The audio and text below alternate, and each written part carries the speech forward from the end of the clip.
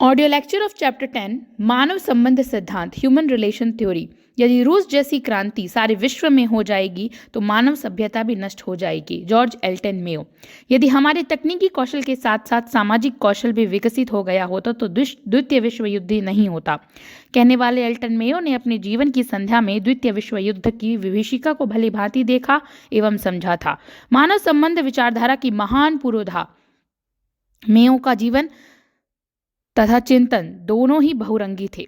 यद्यपि मेयो के प्रसिद्ध हॉथॉर्न प्रयोग औद्योगिक क्षेत्र से संबंधित थे, तथापि उनके प्रयोगों का दौर विश्व इतिहास की वैज्ञानिक, तकनीकी, राजनीतिक, सामाजिक, आर्थिक तथा प्रशासनिक उठापटक का साक्षी रहा। मेयो की प्रमुख पुस्तकें: first, democracy and freedom 1919, second, the human problems of an industrial civilisation 1933, Third, the social problems of an industrial civilization 1945. Fourth, the political problem of an industrial civilization 1947. संगठन के शास्त्रीय सिद्धांत की कमियों के विरुद्ध 1930 में मानव संबंध सिद्धांत का जन्म हुआ। टेलर, फेयोल, गुलिक, उर्विक, मैक्स वेबर आदि शास्त्रीय विचारकों ने संगठन के औपचारिक पक्ष का विवेचन किया और संगठन में मानव तत्व की उपेक्षा की। अतः उन्होंने संगठन के केवल यांत्रिक पक्ष पर ही जोर दिया और संगठन में मानव के सामाजिक मनोवैज्ञानिक पक्षों को महत्व नहीं दिया। शास्त्रीय सिद्धांत की इस कमी की प्रतिक्रिया के स्वरूप मानव संबंध सिद्धांत का जन्म हुआ। मानव संबंध सिद्धांत टेलरवाद के प्रतिक्रिया स्वरूप आया। मानव संबंध सिद्धांत को अनौपचारिक सिद्धांत, नवशास्त्रीय सिद्धांत, सामाजिक आर्थिक सिद्धांत भी कहा जाता है। एल्टन मेयो ने इस चिकित्सकीय डॉक्टरी विधि दृष्टिकोण कहा। संगठन में कार्यरत लोगों के बीच व्याप्त अनौपचारिक संबंधों की व्याख्या करने वाले इस सिद्धांत का संबंध संगठन के कानूनी तत्वों से नहीं बल्कि नैतिक और मनोवैज्ञानिक पक्षों से है। इस सिद्धांत में व्यक्तियों तथा उनकी अभिप्रेरणाओं पर बल दिया जाता है। अमेरिकन समाजशास्त्री एल्टन मेयो का मानव संबंध दृष्टिकोण का पिता कहा जाता है। Roethlisberger, Mary Parker Follett, William J Dickson, E Warner, L J Henderson इसके अन्य प्रमुख समर्थक हैं। मानव संबंध सिद्धांत की मूल परिकल्पना यह है कि व्यक्ति के तौर पर श्रमिक और उसके कार्य समूह के सामाजिक मनोवैज्ञानिक पक्षों को महत्व देना चाहिए। मानव संबंध शब्द से तात्पर्य श्रमिकों एवं नियोक्ता से संबंधों से है जो विधि मानदंडों द्वारा नियमित नहीं होते हैं बल्कि अनौपचारिक होते हैं। ये उनके संबंधों के नैतिक और मनोवैज्ञानिक पहलुओं से संबंधित होते हैं। मानव संबंध सिद्धांत के मूल विचार 1920 से 1930 के दशकों में एल्टन मेयो द्वारा प्रतिपादित किए गए। उनके अध्ययन संगठन के सिद्धांत में एक वैचारिक क्रांति माने जाते हैं। इस क्रांति का निचोड़ था संगठन के सिद्धांत को एक सामाजिक व्यवस्था मानना। यह सिद्धांत कार्यरत सामाजिक तत्वों और भावनाओं पर बल देता है। हॉथॉर्न प्रयोगों द्वारा यह सिद्ध किया गया कि संगठनों में अनौपचारिक समूह व्यवहार की उपेक्षा नहीं की जा सकती है। इस विचारधारा का सार इसी में है कि इसके द्वारा मनुष्यों, मानवीय प्रेरणाओं, अनौपचारिक समूह कार्य पद्धति पर विशेष बल दिया गया। एल्टन मेयो के प्रयोग: प्रथम प्रयोग फर्स्ट इंक्वायरी 1923, कपड़ा मिल, फिलाडेल्फिया। हॉथॉर्न प्रयोग 1924 से 32, वेस्टर्न इलेक्ट्रॉनिक कंपनी, हॉथॉर्न नगर, यूएसए। उद्योगों में अनुपस्थितिवाद 1943, अनौपचारिक संगठन व मानवीय व्यवहार पर बल। हॉथॉर्न प्रयोग 1924 से 32। हॉथॉर्न प्रयोग, हॉथॉर्न स्टडीज मानव संबंध सिद्धांत के आधार हैं। इन अध्ययनों ने शास्त्रीय सिद्धांतों की मान्यताओं को हिला दिया। इसने औपचारिक, यांत्रिक और आर्थिक मानव की धारणाओं को अस्वीकार करते हुए मानव संबंधों पर बल दिया। हॉथॉर्न प्रयोग अमेरिका की वेस्टर्न इलेक्ट्रॉनिक कंपनी के शिकागो शहर के समीप हॉथॉर्न नामक स्थान पर स्थित विशाल संयंत्र में किए गए थे। एल्टन मेयो व रॉथलिस बर्जर ने इन प्रयोगों से जुड़े प्रमुख शोधकर्ता थे। इन प्रयोगों ने डेविड रिकार्डो की रेबेल परिकल्पना, यह मानना कि बड़े असंगठित समूह केवल अव्यवस्था फैलाते हैं, को ध्वस्त कर दिया, जो मनुष्य को असंगठित लोगों का ऐसा झुंड मानती है जो केवल स्वार्थ से संचालित होता है।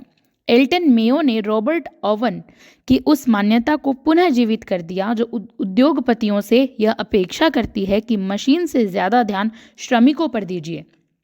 मेयो ने इस हेड परिकल्पना नाम दिया है, जो भीड़ परिकल्पना, रेबेल हाइपोथेसिस की विरोधी है। इसका मुख्य सार यही है: उद्योग व्यक्तियों के लिए हैं, न कि व्यक्ति उद्योग के लिए। एल्टन मेयो यदि हमारे तकनीकी कौशल के साथ साथ सामाजिक कौशल भी विकसित हो गया होता तो द्वितीय विश्व युद्ध नहीं होता। हॉथॉर्न प्रयोग 4 हैं।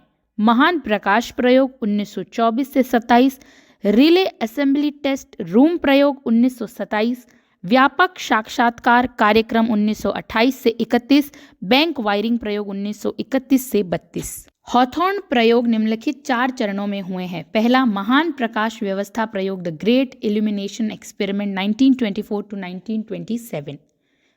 प्रकाश के विभिन्न स्तरों को उत्पादन पर प्रभाव का आंकलन।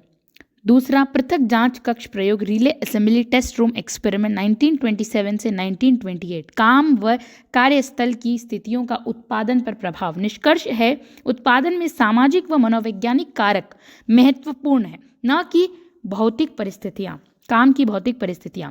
तीसरा है, व्यापक साक्षात्कार कार्यक्रम मानवीय अभिवृत्ति तथा भावना प्रयोग human attitude and sentiment experiments 1928 to 1931। स्थितियों में परिवर्तन नहीं, मेयो व उनके दल ने साक्षात्कार के माध्यम से श्रमिकों के केवल विचार जाने, इससे भी उत्पादन पर सकारात्मक प्रभाव पड़ा। अध्ययन दल ने इस शोध में मानवीय व्यवहार तथा भावनाओं को बातचीत द्वारा जानने का प्रयास किया। साक्षात्कार में 3 प्रकार की शिकायतें आईं। पहला, भौतिक धन संबंधी, दूसरा मनोवैज्ञानिक मानसिक तनाव संबंधी, तीसरा निजी व पारिवारिक। मेयो ने इन निजी शिकायतों को निराशाजनक स्वप्न पेसिस्मेटिक रेवेरीज कहा है। निष्कर्ष है, उत्पादन की भौतिक परिस्थितियों के बजाय मानवीय व्यवहार एवं भावनाओं ज्यादा महत्वपूर्ण होती हैं। चौथा एक्सपेरिमेंट है सामाजिक संगठन या बैंक वायरिंग प्रयोग, सोशल ऑर्गेनाइजेशन और बैंक वायरिंग एक्सपेरिमेंट 1931 टू 1932। इन प्रयोगों को ऑब्जर्वेशन स्टडीज भी कहा जाता है। इस प्रयोगों में अनौपचारिक संगठन का महत्व उजागर हुआ। यह प्रयोग मेयो द्वारा हॉथॉर्न संयंत्र में किया गया अंतिम प्रयोग था, जो समूह के व्यवहार के विश्लेषण पर आधारित था। अध्ययन दल ने अवलोकन के द्वारा समूह व्यवहार को जांचा था। श्रमिकों के अनौपचारिक समूह के मानक व नियम। पहला, बहुत ज़्यादा काम नहीं करना चाहिए, अगर कोई करता है तो वह रेड बस्टर है, यानी शेखीबाज। दूसरा, तय स्टैंडर्ड मानक से कम काम करने वाला चीजलर यानी धोखेबाज कहलाएगा। तीसरा, जो साथियों की सुपरवाइजर से शिकायत कर रहे हैं, स्क्विलर यानी भेदिया या मुखबिर कहलाएगा। चौथा, किसी को भी साथियों से सामाजिक दूरी नहीं रखनी चाहिए, न ही कार्यालय व्यवहार करना चाहिए। निरीक्षक जैसा व्यवहार न करे। निष्कर्ष, सामाजिक संबंध पहले, उत्पादन बाद में। हॉथॉर्न प्रयोग के परिणाम, रिजल्ट्स ऑफ हॉथॉर्न एक्सपेरिमेंट। पहला है, मनुष्य एक सामाजिक प्राणी है, उसे मशीन के समान नहीं समझा जाना चाहिए। दूसरा, कार्य स्थान पर सामाजिक मनोवैज्ञानिक तत्व श्रमिकों के कार्य मनोबल तथा उत्पादन को प्रभावित करते हैं, न कि भौतिक पक्ष। यह सर्वाधिक महत्वपूर्ण परिणाम था। तीसरा, श्रमिकों के उत्पादन व्यवहार मनोबल तथा प्रेरक शक्ति के रूप में केवल आर्थिक तत्व की भूमिका नहीं निभाते, अपितु अभौतिक तत्वों का भी महत्व होता है। चतुर्थ, सहयोग प्राप्त करने के लिए कार्य विभाजन विशेषीकरण की आवश्यकता, कुशल दृष्टिकोण नहीं, सामाजिक कौशल अधिक महत्वपूर्ण है। पांचवा, श्रमिकों के व्यवहार पर समूह के प्रभाव के महत्व को स्पष्ट तथा प्रभावी ढंग से वर्णित किया है। छठा, इन प्रयोगों ने औपचारिक संगठन में मौजूद अनौपचारिक संगठनों के महत्व को सिद्ध कर दिया। मानव संबंध सिद्धांत की विशेषताएं, features of human relation theory. शास्त्रीय सिद्धांत द्वारा दिए गए आर्थिक मानव की धारणा को मानव संबंध सिद्धांत ने एक जबरदस्त चुनौती दी। इस सिद्धांत के अनुसार प्रत्येक व्यक्ति अलग है। यह इस बात पर जोर देता है कि प्रत्येक व्यक्ति कार्य समूह का एक कार्य करता है। इसलिए यह महत्वपूर्ण है कि श्रमिकों के व्यवहार को निर्धारित करते हुए कार्य समूह और अन्य सामाजिक घटकों पर विचार करना चाहिए। इस सिद्धांत ने विद्वानों ने निम्न 3 प्रमुख विशेषताओं का उल्लेख किया है। पहला, व्यक्ति महत्वपूर्ण है। दूसरा, अनौपचारिक संगठन। और तीसरा, सहभागी प्रबंध। पहला, व्यक्ति महत्वपूर्ण। यह प्रत्येक व्यक्ति की विलक्षणता पर बल देता है। इसके अंतर्गत यह माना जाता है कि प्रत्येक श्रमिक अपनी दृष्टि, विश्वासों और जीवन सम्मत मार्गों के साथ ही अपनी निपुणता, तकनीकी, सामाजिक और तार्किक गुणवत्ता को अपने कार्य के साथ जोड़ता है। दूसरा पॉइंट कहता है अनौपचारिक संगठन। यह सिद्धांत अनौपचारिक संगठन पर बल देता है। यह कार्य समूह के सामाजिक आयामों को भी महत्व देता है। यह पाया गया है कि मनुष्य एक सामाजिक प्राणी है जो अपने समूह के साथ रहता है। तीसरा, सहभागी प्रबंध। यह व्यक्ति और कार्य समूह पर बढ़े हुए दबाव के कारण सामने आया है। यह वास्तव में श्रमिकों की कार्य दशाओं से संबंधित निर्णय लेने संबंधी अधिकारों में भागीदारी की व्याख्या करता है। स्मरणीय है कि इस सिद्धांत और टेलर के वैज्ञानिक प्रबंध में पर्याप्त अंतर है। टेलर ने तर्क दिया है कि कार्य विभाजन में केवल विशेषज्ञ ही सफल हो सकते हैं तथा सुधार ला सकते हैं। कार्य की विशिष्टता का निर्णय उच्च प्रबंधक करते हैं, न कि मजदूरों को स्वयं। परंतु मानव संबंध सिद्धांत में श्रमिकों की प्रभावी व सक्रिय भागीदारी अर्थात प्रबंध संबंधी निर्णयों लेने में प्रभावी साझेदारी की आवश्यकता पर बल दिया जाता है। अतः कार्य में परिवर्तन के पूर्व संगठन में कार्यरत श्रमिकों से सलाह ली जानी चाहिए। मानव संबंध उपागम के कुछ सिद्धांत: प्रथम, व्यक्ति के महत्व का सिद्धांत। दूसरा, सामान्य हित का सिद्धांत। तीसरा, अनौपचारिक संचार का सिद्धांत जैसे ग्रेपवाइन अंगूर लता संचार। चौथा, कर्मचारी सहभागिता का सिद्धांत। पांचवा, टीम वर्क व सामूहिक प्रयत्नों के प्रोत्साहन का सिद्धांत। छठा, स्व नियंत्रण का सिद्धांत। मानव संबंध सिद्धांत की आलोचना: criticism of human relation theory. मानव संबंध उपागम, जो कि मानवतावादी विचारों का समर्थक है, एक लोकप्रिय उपागम है।